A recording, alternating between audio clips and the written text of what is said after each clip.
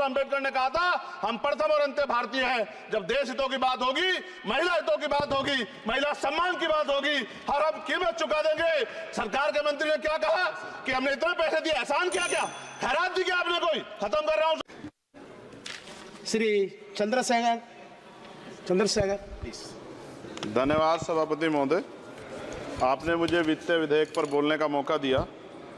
किसान मजदूर रात में थक के सो जाते हैं, सपने में देखते हैं कि जीवन बदल रहा है, गरीबी खत्म हो रही है। सुबह जब आँख खुलती है तो लगता है वापस जो का तू है। ऐसा ही इस बार का बजट गरीबों के लिए था। महोदय, मैं अपने क्षेत्र से शुरुआत करूंगा। मेरा क्षेत्र नगीना बाढ़ प्रभावित है, कोई चर्चा नहीं हुई। किसान आम आदमी परेशान है, कोई चर्चा नहीं हुई। गन्ना मिल समय पर पैसा नहीं देती है। गुलदार ने 30 लोगों की जान एक साल में ली है पिछले, कोई फर्क नहीं पड़ता अमीरों को। उद्योग धंधे लगाने कोई बात नहीं हुई। मेडिकल कॉलेज और एम्स के निर्माण की कोई बात नहीं हुई। ग्रामीण क्षेत्रों में खेलों को बढ़ावा देना, स्पोर्ट कॉलेज की कोई बात नहीं हुई। महोदय, देश में भूमि सुधार किया जाए, लाखों बीघा जमीन जो है भूमाफिया ने कब्जाई हुई है, भूमिहीन लोगों को भूमि दी जाए, बिजली के दाम में कटौती की जाए, गरीबों को कम दाम पे जो है बिजली उपलब्ध कराई जाए, ठेकेदारी प्रथा, संविदा, लेटर एंट्री खत्म की जाए, पक्की नौकरी दी जाए। निजीकरण की वजह से सरकारी नौकरियां लगभग खत्म हो गई हैं। मेरी मांग है, और मैंने निजी विधेयक भी पेश किया था, कि निजी क्षेत्रों में SC ST की OBC के लोगों को आरक्षण की व्यवस्था कराई जाए और पुरानी पेंशन बहाल की जाए। लोगों के पास एक तरफ सरकारी योजना चलाकर प्रधानमंत्री आवास योजना जो है उसके नाम पर मकान दिए जाने की बात होती है, वहीं दूसरी तरफ लखनऊ के अकबर नगर को तोड़ दिया जाता है। नवी मुंबई में के खार घर में What is his name? Patil. Patil is not from God.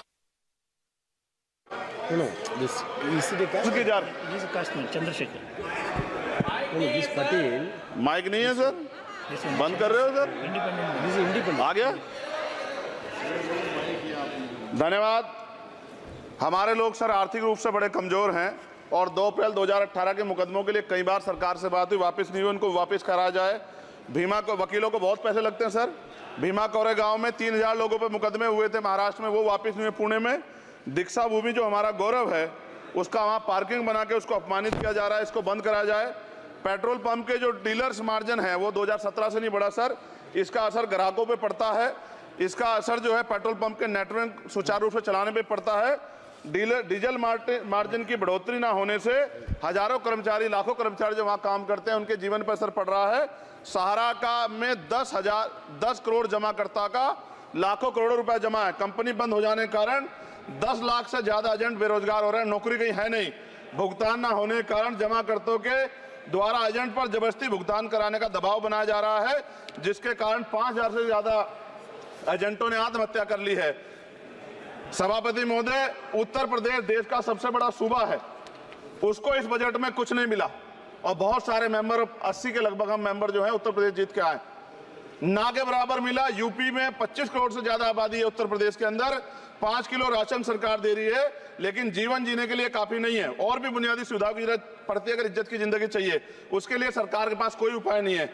UP जब एक बड़ा राज्य है, लेकिन यूपी में भाजपा सरकार की विकास गति बहुत धीमी है। हमारी सरकार से, केंद्र की सरकार से मांग है, हमें यूपी की सरकार की चिंता नहीं है, लेकिन यूपी की जनता की चिंता है। मैं मांग करता हूं कि यूपी को 4 भागों में विभाजित किया जाए। डॉक्टर बाबा साहब अम्बेडकर ने कहा था 1995 में, उनकी बुक है थॉट्स ऑफ लिंग्विस्टिक स्टेट, किताब में कहा था राज्य जितना छोटा होगा राज्य की प्रगति उतनी होगी, जनता को रोजगार मिलेगा और जनता का जीवन संपन्न होगा। मोदी, एक बात मुझे आपसे कहनी है, आपने भी ये विषय उठाया था जब आप अपनी बात रख रहे थे, शेड्यूल कास्ट के साथ जो धोखा किया गया सुप्रीम कोर्ट के जरिए, आप इस बात को इस तरह समझे, 1.5 साल पहले मैंने मांग की थी, अगर इतना हितैषी हमारे लोग होते तो जब EWF 10% दे सकते हैं तो 5% शेड्यूल कास्ट के उन जातियों को दिया जा सकता था, लेकिन दृढ़ संकल्प और इच्छा शक्ति नहीं है गरीबों के उत्थान की। साथ साथ OBC की जातियां उनको भी दिया जा सकता था। ये जो हमारे साथ खेल किया गया है, ये खेल जो है इसमें बहुत गुस्सा है, सरकार को संज्ञान लेना चाहिए और सत्ता और विपक्ष दोनों जो है अपना स्टैंड क्लियर कर दें, क्योंकि दलित समाज, आदिवासी समाज इसको देख रहा है, वो भूलेगा नहीं, जो उनके गले काटने का काम करेगा उनको भूलेगा नहीं। और साथ साथ एक जो मेरी पर्सनल है सर, अभी मैं सुबह से प्रयास कर रहा था कि विनेश के लिए बोलूं, जब उसको डिस्क्वालीफाई किया गया, विनेश या नहीं, लेकिन ऐसा लगा जैसे हमें चाकू घुसेड़ दिया गया। मेरे आज भी याद है उस प्रोटेस्ट में मैंने रातें काटी हैं और 4-4 गोली खाई मैंने। ये देश की अस्मिता से जुड़ा मामला था। पर हमने हमारी मांग ये थी कि सरकार स्टैंड क्लियर कर दे, तब भी सुनवाई नहीं की गई। जब मंत्री बोलने आए तो हमने उनसे कहा कि हमें कुछ इन्फॉर्मेशन चाहिए, उस पर बात नहीं हुई। सवाल ये है सर, एक गोल्ड हमारे लिए आ रहा था और जब ये गोल्ड आता देश गौरवान्वित होता, और क्या व्यवस्था थी सर कि उसका वेट बढ़ गया, पता ही नहीं लगा सिस्टम के लोगों को। क्या बेवकूफी की गई है, ये सोचने का विषय है सर। ये बहुत महत्वपूर्ण देश की बेटी का मामला है।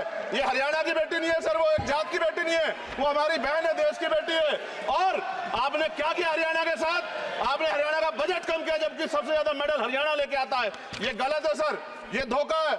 हमें इस बात की तकलीफ है कि विनेश जो है देश का नाम गौरवान्वित करती, इस देश का नाम बढ़ाती, लेकिन आज जो है अपमान का सामना करना पड़ रहा है। जब हमारे हितों की बात होगी हम जो है समझौता कर सकते हैं, लेकिन जब देश के हितों की बात होगी, बाबा साहब अम्बेडकर ने कहा था हम प्रथम और अंत्य भारतीय हैं। जब देश हितों की बात होगी, महिला हितों की बात होगी, महिला सम्मान की बात होगी, हर हम कीमत चुका देंगे।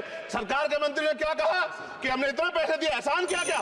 खैरात दी क्या आपने कोई? खत्म कर रहा हूं सर, खैरात दी क्या आपने कोई? इससे ज्यादा पैसे हम आपको दे देंगे, लेकिन आपको चाहिए था कि इस मामले को संभालते और देश का सम्मान बढ़ाते। आपने लापरवाही बरती, इसका खामियाजा हमें भुगतना पड़ा। मैं आपसे आग्रह करूंगा कि जब वो बेटी देश लौटे सर, जब वो बेटी देश लौटे, रुक जाओ प्लीज वाइंड अप प्लीज। जब वो बेटी देश लौटे, मैं आपसे आग्रह करूंगा कि स्पीकर सर यहां बुला के उसका सम्मान करें। हम सब लोग, वो देश की बेटी है सर, देश के लिए गोल्डन गर्ल है वो, गर्ल है वो, उसका सम्मान यहां किया जाए सर, हमें चाहते हैं। बहुत बहुत धन्यवाद, आपने बात रखने का मौका दिया। महिला विरोधी चुप रहे। थैंक यू कोई महिला विरोधी नहीं बोलेगा बीच में। श्री विशाल पटेल प्लीज।